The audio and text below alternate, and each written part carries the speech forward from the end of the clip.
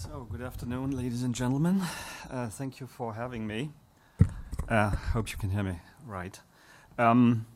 So I want to talk about drug target binding simulation, a very complicated talk. It's part of the Fortissimo project 508.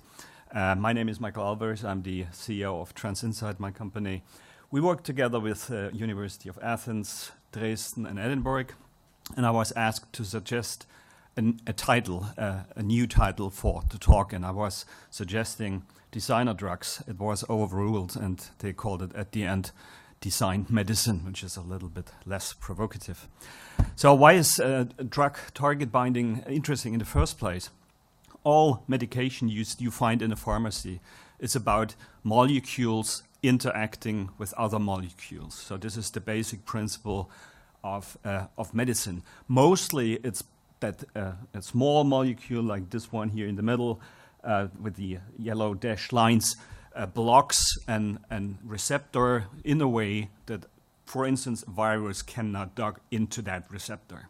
So it's all about molecules interacting with each other. So, and the cool thing would be that we take all the molecules we have in databases and check all against all and find new drugs. So this is the basic idea. Motivation is bioinformatics, ultra high throughput, pairwise molecule ligand. That's the wording used there to do smarter drug development. So the question could be, why not just doing it? We have computers, and then here comes the bad news.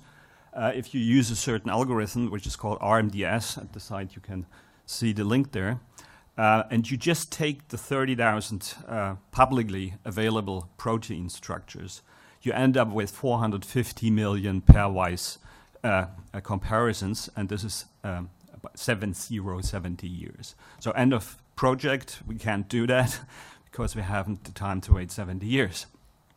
And what's also interesting is that the estimates of between 1 and 2 million proteins we have in human. So this might be much, much more, and you see the 70 years would not be enough to do all these calculations. And the good news is that with Fortissimo, we can do this in 3 months. It's still a long time, but it's much better than 70 years. They already were calculated on pretty good hardware, on clusters, and so we can do this now in 3 months. And this is really an amazing effect, what we have achieved here. And what is it? What's our benefit? Simply being able to do something what we were not able to do before, using bioinformatics to eventually find new drugs. A little bit more in detail. So bioinformatics is used to find novel drugs, novel drug targets, novel interaction points between molecules, but also maybe predict negative side effects.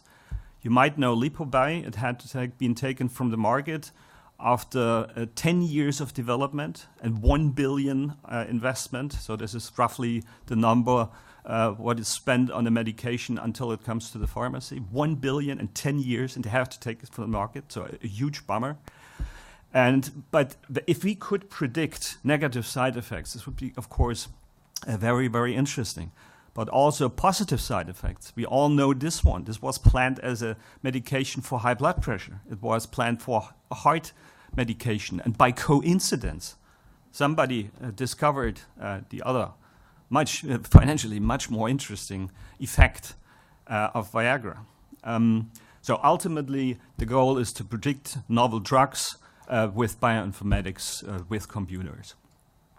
The benefit for our customer is that SME, of course, does not have high-performance computing infrastructure. So enabling SMEs to test their libraries of molecules is probably a very, very good idea. Also, universities, research-focused hospitals are in our target. So one very cool example for drug repositioning, so it's called, so you have one drug which helps, in this case, for herpes. So it's in the market, you can buy it in the pharmacy. The molecule is called BVDU. It's illustrated here as the blue molecule. And there you have to know that chemotherapy is a multi-million, billion market, and cancer cells get more and more resistant to chemotherapy. So by coincidence, not by bioinformatics, by coincidence, it was discovered that BVDU makes the cancer cells less resistant against chemotherapy. So it would be nice to have this as a medication. But it failed in clinical trials, phase 2 and 3, it failed. So they did not get the approval to sell it in a pharmacy. What we did now is with the Fortissimo technology, we investigated this pocket where the BVDU is locking into.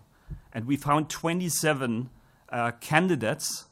Of those were 9 already in the lab, so we were testing them with a partner in the lab. 3 are toxic, so we did not forecast the toxicity, so which is bad. But the 6 others are very promising, and to my knowledge, it would be the first time that bioinformatics designed a new drug, a new medicine. Results achieved. We have now a scalable platform, a scalable tool. We created a framework. My team told me that 80% is the framework, the HPC framework, the access, and 20% is more or less the algorithmic part. So message is here, we can easily transform what we have achieved or built there to other algorithms, which is nice. But most important is that we save our customers tons of money, plus the potential upside. So if a company would really discover a new drug with bioinformatics, it could be a billion market, so plus the upside. We talked to those. They're, like the other guy just said, they're big and skeptic, very interested at the same time. So we will see who will be the disruptive technology here in the next couple of years. So business-wise, we have 5 areas in the company where we can apply that. The first one is the molecule ligand matching, as I have described it, but also in general text mining. PubMed is a semantic search engine which we have online. Also for alternative methods for animal trials, so-called endpoint search. Particle tracking, we have Kaleidoscope, which is a multi-particle tracking system, which is very computing intensive. But also in gravity and magnetics, I'm a geophysicist myself, so we do also have a product which is called IGMAS. We can also apply it there. So for increasing revenue, a few assumptions to give you a rough number, what we estimate. It's based on 10 years of our company in the fields. We did an internal survey at Transinsight, which was mostly done by me. Also a group of students from the university did analysis. We did not take into account the market trends, or that the market might change, or new technologies like deep learning also we did not touch. And we came up with this. So if we have based on existing customers, 50% would go for the new plugins. We had have a 10% cost of the product price. So you would end up with 5% increase in revenue.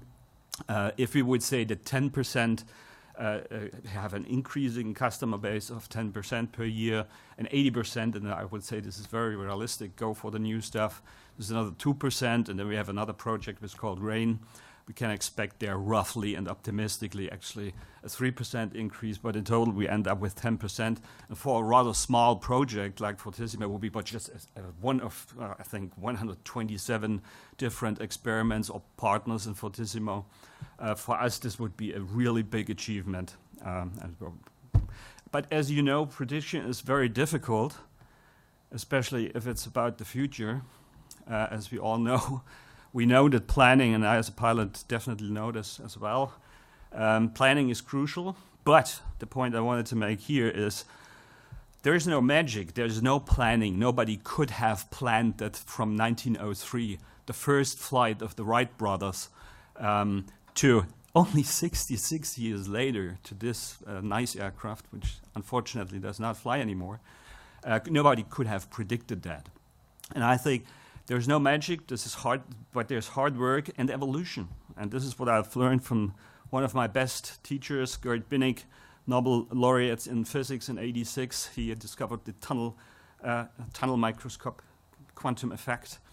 And, adaptiveness, adapting to new stuff is what he taught us a lot. And he's not only a brilliant scientist, he's also a brilliant businessman, because he sold his company for 300 million Definians, where I worked with him for 5 years, to AstraZeneca, a pharma company. And as you know, do we have French people here? No? No French? Okay, yeah, there's one. So the first who did the flight was Clément Audert. Is this right pronounced? So he did it 13 years before the Wright brothers, and he flew 50 meters and 20 centimeters of elevation. And I thought this might be a good finish for my talk. Thank you very much.